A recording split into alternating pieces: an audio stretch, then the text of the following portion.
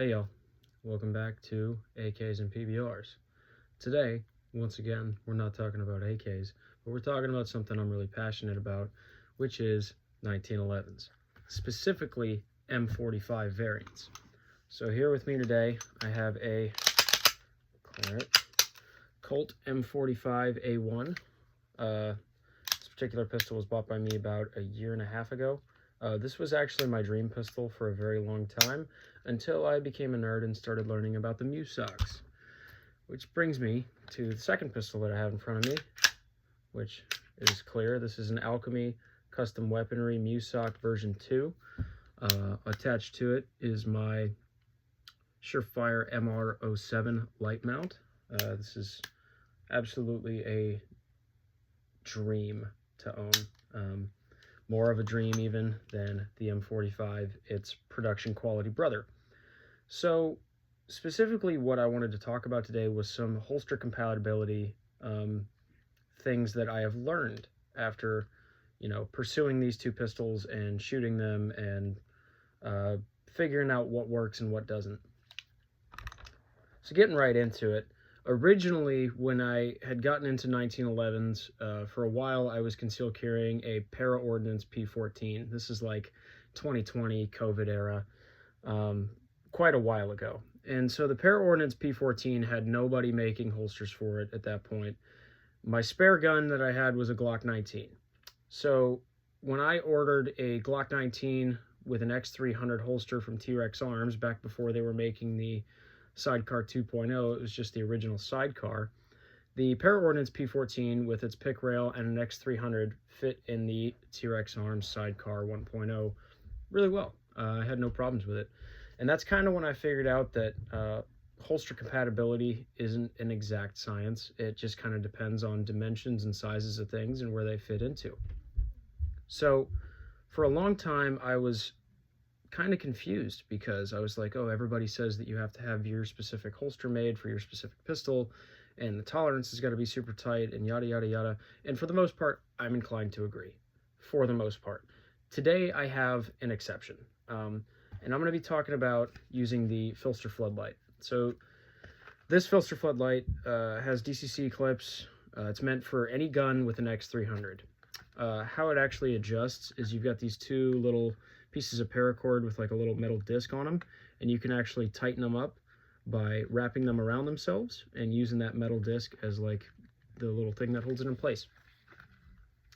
So I got this kind of on a whim, but after I got it, I realized even the Colt M45, which has a much beefier rail than most 1911s, will fit perfectly inside of the Phlster Floodlight. The trigger guard's covered. You've got a little bit of protrusion out the bottom of the holster, but that's not really a big deal. This is like a perfect holster for concealed carrying an M45 variant, if you have the desire to do such a thing. So after I got the Surefire MR07 light rail, I wondered, man, I hope this fits in the Floodlight too. Because after I was kind of looking at them, I used a GI 1911 holster, like an old World War II one, with this light mount for a while. And as I'm looking at them, it's kind of hard to tell, but if I put these side by side, the MEUSOC, the M45 MEUSOC, actually has the light sitting a little bit lower even than the Colt M45 rail. And I was like, oh man, that's a long distance for this to be able to fit in the holster. Well, Phlster Floodlight, no problem. Covers the trigger guard, slight protrusion out of the gun. Perfectly fine in this holster. So I got kind of curious, because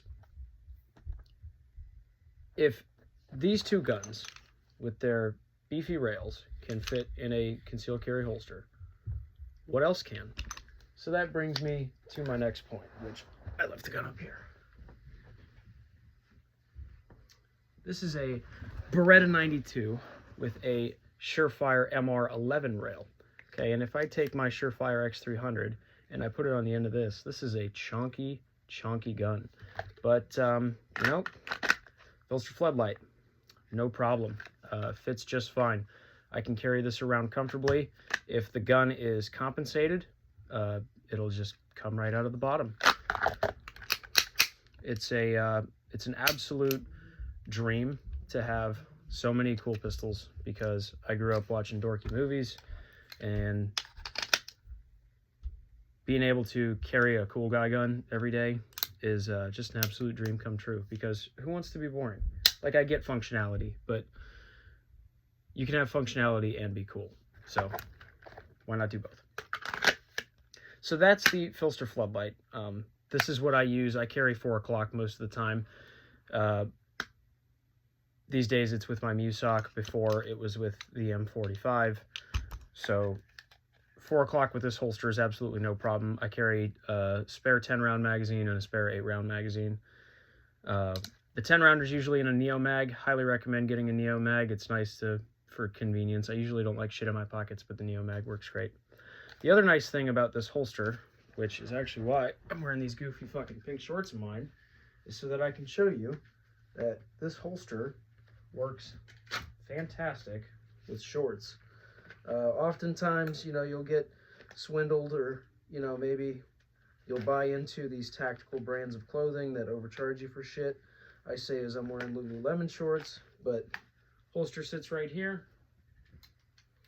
If I was to have the gun cocked and locked, put it in the holster, conceal it, I can sit down, I can move freely, no problem. It doesn't bother me. If I were to jump up and down, yeah, I can kind of feel the gun move, but the waistband's tight enough, it's not going anywhere. And if I needed to draw, the shorts move a little bit, but the holster stops it the rest of the way. So it's really, it's a non-issue for me. I'll never have to deal with that problem again. As far as duty holsters go, I've got some rather unique ones here with me today. So it took me months of searching on eBay to find one of these holsters for a right-handed variant. This is a Safariland 6004 SS-530. It's meant for a 1911 with an X200. It's specifically meant for the M45 1911. So let's say that this one's cocked and locked, drops in the holster, and you've got your retention. This pistol's not going anywhere. There's no way that this can come out unless the hood's defeated, at which point you're defeating your safety and you're going to war. So, works for the M45. Guess what? If it works for the M45, it also works for the MEUSOC, which is fantastic. This goes on, I have it on a QLS fork, so if you've got a plate that accepts QLS, it just goes right on there, clicks right into place, and there it is.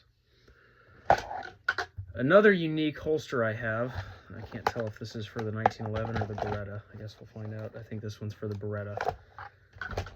Is one of these old school, like, cop drop leg holsters for the 1911 with the Surefire 610R. So, for example, this X300 might be a little thick, but it kind of fits in there. Got a little bit of trigger guard showing, but if your safety's on, it shouldn't be a problem.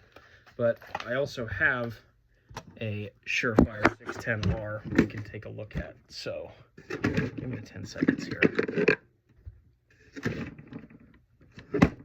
Super cool.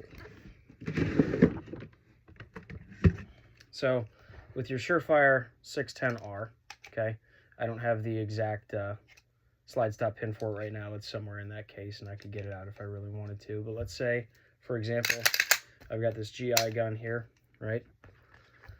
Surefire 610, you've got this little pressure pad that goes around the grip of the pistol, like so, and the light attaches to the slide stop pin that it comes with, which is an extended variant. And like I said, I don't have it in the pistol right now, but essentially this light with this pistol goes into this big ass holster. This was fucking expensive. It took me forever to find on eBay too. So a lot of this is getting lucky and searching and knowing what you're looking for ahead of time, and then just refreshing the page every week. I've got a lot of cool things like this 607 and this MR07, and I spent a ridiculous amount of money on them because I like cool old shit.